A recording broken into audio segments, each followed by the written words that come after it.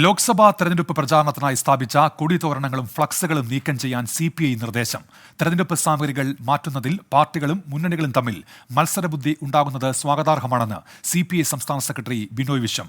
MG Pratheesh ഉണ്ട് തിരുവനന്തപുരത്ത് നിന്ന് ഇപ്പോൾ വിവരങ്ങളുമായി. പ്രതീഷ്, എന്താണ് CPI സംസ്ഥാന സെക്രട്ടറിയുടെ നിർദ്ദേശം? പ്രതീഷ്.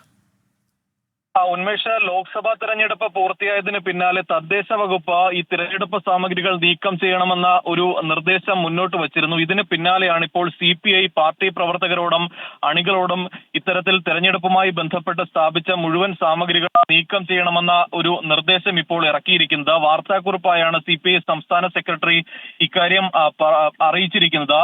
ഈ തിരഞ്ഞെടുപ്പിൽ വിവിധ ഇടങ്ങളിൽ സ്ഥാപിച്ചിട്ടുള്ള കൊടിതോരണങ്ങളും ഫ്ലക്സുകളും ഉടൻ തന്നെ നീക്കം ചെയ്ത് സഹകരിക്കണമെന്നതാണ് ഈ നിർദ്ദേശത്തിൽ പറയുന്നത്. ഇക്കാര്യത്തിൽ പാർട്ടികളും മുന്നണികളും തമ്മിൽ ഒരു മത്സരബുദ്ധി ഉണ്ടാകുന്നത് സ്വാഗതാർഹമാണെന്നും വാർത്താക്കുറിപ്പിൽ ബിനോയ് വിശ്വം പറയുന്നുണ്ട്. ഈ മാറ്റുന്ന ഈ തിരഞ്ഞെടുപ്പ് സാമഗ്രികൾ പരിസ്ഥിതി സൗഹാർദ്ദപരമായി സംസ്കരിക്കണമെന്നും ഈ നിർദ്ദേശത്തിൽ പറയുന്നുണ്ട്. നേരത്തെ CPIM ഇതുമായി ബന്ധപ്പെട്ട പാർട്ടി പ്രവർത്തകർക്ക് തിരഞ്ഞെടുപ്പ് സാമഗ്രികൾ നീക്കം ചെയ്യാൻ നിർദ്ദേശം നൽകിയിരുന്നു.